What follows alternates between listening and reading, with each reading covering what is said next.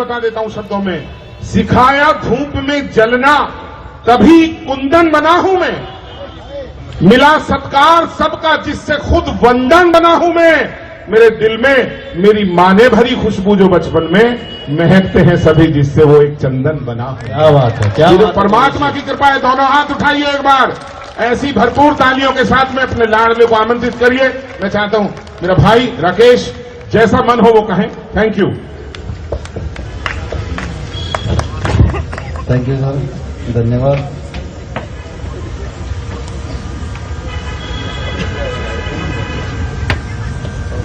आज के इस वार्ड सम्मेलन में मेरे सभी आरडब्ल्यू जो पुराने वार्ड में थी और कुछ नए वार्ड में डिलिमिटेशन में आई, सभी लगभग 28 के लगभग आरडब्ल्यू, सभी के लगभग या तो प्रेसिडेंट जनरल सेक्रेटरी हैं या उनका किसी कारणवश नहीं है तो वो रिप्रेजेंटेटिव हुए हैं, यहाँ पे आए हुए हैं। मैं आप सभी का इस कार्यक्रम में पहुंचने पर और एक जन समर्थन देने पर सभी आरडब्ल्यूज का हार्दिक स्वागत और धन्यवाद करता हूं।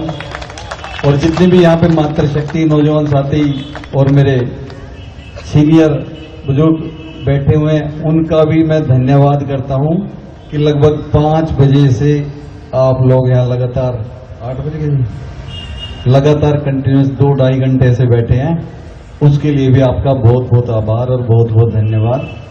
और पिछले 1 हफ्ते में मैं जितनी भी आरडब्ल्यूज में गया और मैंने हर जगह एक ही शब्द बोला कि आपकी आरडब्ल्यूज में पहुंचने पर जो प्यार मान सम्मान आपने दिया है, मैं परमपिता परमात्मा से मांगता हूं कि मेरे को भी मौका मिले आपके स्वागत करने का, तो मैं और मेरी धर्मपत्नी और मेरा परिवार आपका सम्मान इसी तरह करे। तो आज मैंने वो कोशिश की है कि भाई मैं आप यहाँ पे पहुंचे कि आपके मान सम्मान में कोई त्रुटि ना रहे।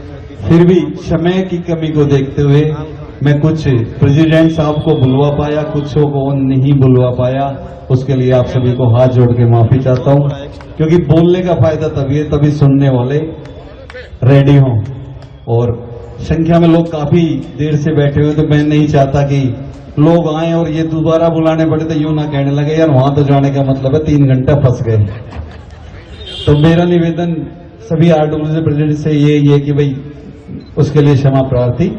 और साथियों, काफी देर हो गया आपको कहते तो मैं तो 2-3 बातें मुख्य कहूंगा कि भाई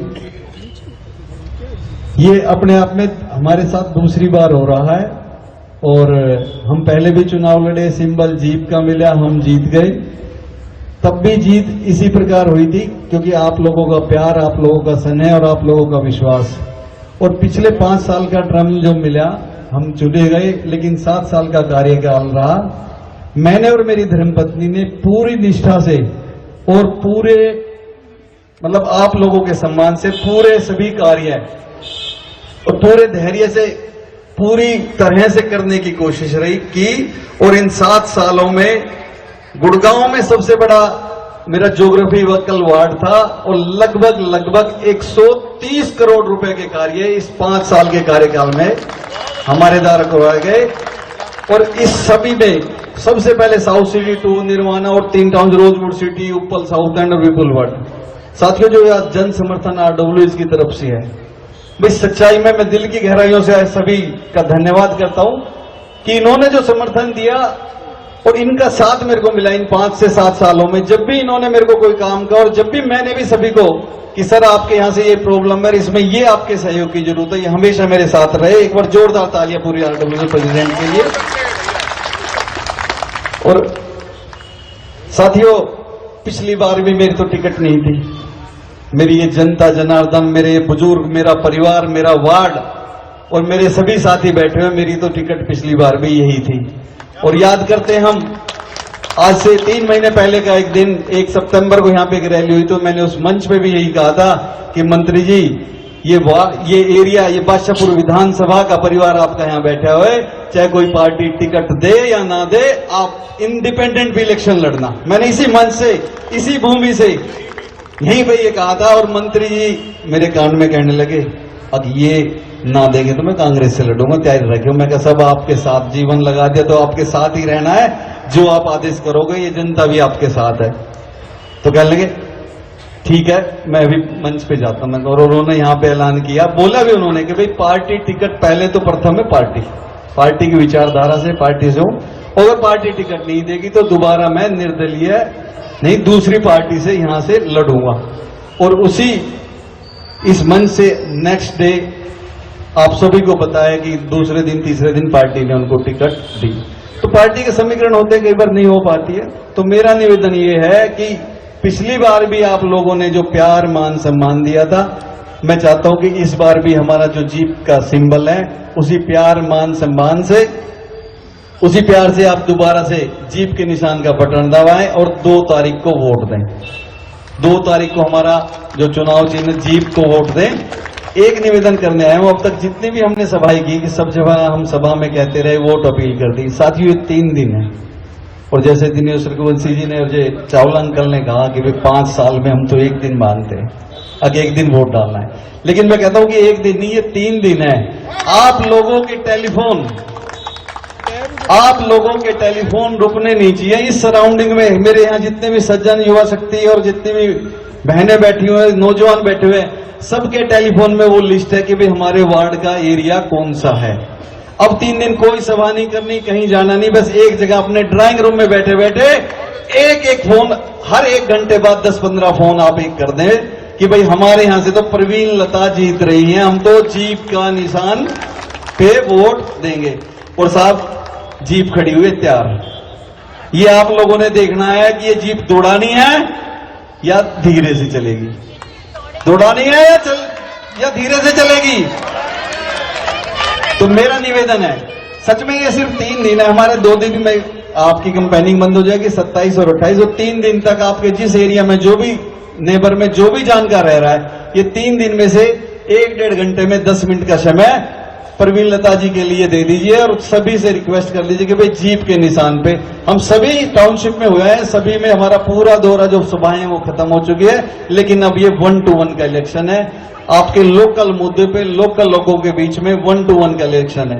हमारा इंडिविजुअली बजट है 2000 करोड़ का म्युनिसिपल कारपोरेशन का, हमें किसी की जरूरत नहीं। म्युनिसिपल कारपोरेशन अपने आप में एक इंजन है, हमें सिर्फ क्या करना है कि एक एस्टिमेट बनाना है और उसकी administrative approval, technical approval, financial approval, ये 3 अप्रूवल्स होती हैं, वो जो हमें करनी है। 1.5 महीने में हमारे सारे काम हो जाते हैं। उसमें कोई कैसा ही काउंसलर बने कोई फर्क नहीं पड़ता, क्योंकि सरकार में कुछ ऐसे डिपार्टमेंट में उनसे बड़ा बजट तो म्युनिसिपल कारपोरेशन का है कि 2000 करोड़ रुपए का बजट है। और गुड़गांव की सबसे पहली टाउनशिप यहाँ पे हमारी ये 5 टाउनशिप, जिसमें south city 2 nirvana take over हुई और उसके बाद बाकी हुई। और पिछले में 5 से 7 साल में एक मुद्दा मैंने देखा जो मैंने अपने मैनिफेस्टो में भी डाला हुआ है कि भाई जितने भी ये multi storey high rise apartment है, इनमें म्युनिसिपल कारपोरेशन काम नहीं कर पाती है, 1 रुपए का भी काम नहीं कर पाती है। और मैंने चेक किया, आज भी मेरी किसी अधिकारी से बात हुई कि सर इसके लिए हमें क्या करना पड़ेगा, टेक्निकली एक्चुअल मेरे को बताना, कहीं ये ना हो कि मैं बताऊं ये और चीज दूसरी निकले। तो और वो नॉलेज लेके, और मैंने देखा है कि जितनी भी हाई राइज सोसाइटी है उनमें हॉर्टिकल्चर का काम, क्योंकि ग्रीनरी सबसे ज्यादा उन्हीं के अंदर है। टावर छोटी जगह में खड़ा हो जाता है लेकिन ग्रीनरी बहुत ज्यादा है। रोड उनके सराउंडिंग में जब राउंड लगाते हैं कि 1.5-2 किलोमीटर के, आरडब्ल्यूएच कहां से इतना पैसा करेगी। और सबसे बड़ी बात यह है कि सभी रेजिडेंट, सभी निवासी म्युनिसिपल कारपोरेशन को पैसा देते हैं टैक्स के रूप में, लेकिन म्युनिसिपल कारपोरेशन वापस किस पे देती है, सिर्फ प्लॉटेड टाउनशिप पे। तो मैं सोचता हूं कि भाई हाई राइज वाले पैसा नहीं देते, जब वो पैसा देते तो उनकी सुविधा क्यों नहीं बोलते, मिलनी चाहिए। तो मैंने पिछली बार हाउस में ये मुद्दा उठाया था और 35 काउंसलरों में से हम ऐसे काउंसलर रहे कि उन्होंने ये मुद्दा उठाया इस बार मैनिफेस्टो में। और फिर मैंने राव नरवीर जी से बात की कि मंत्री जी इस बार हमने हाई राइज को भी टेक ओवर कराना है, उनको भी फैसिलिटी म्युनिसिपल कारपोरेशन दे। और ये आपकी जिम्मेवारी है कि हाउस से पास करके हम भेजेंगे और अपार्टमेंट एक्ट में चेंज होगा कि म्युनिसिपल कारपोरेशन सभी हाई राइज सोसाइटी को टेक ओवर करे। गुरुग्राम में प्रचार प्रसार निकाय चुनाव के लिए तेज है। गुरुग्राम में आपको बता दें कि निर्दलीय प्रत्याशी प्रवीण लता ने चुनाव प्रचार किया है। वार्ड नंबर 15 से निर्दलीय प्रत्याशी हैं और जनता के बीच पहुंचे हैं, जनता से वोट की अपील करते नजर आए। रुक रखेंगे एक छोटे से ब्रेक के लिए।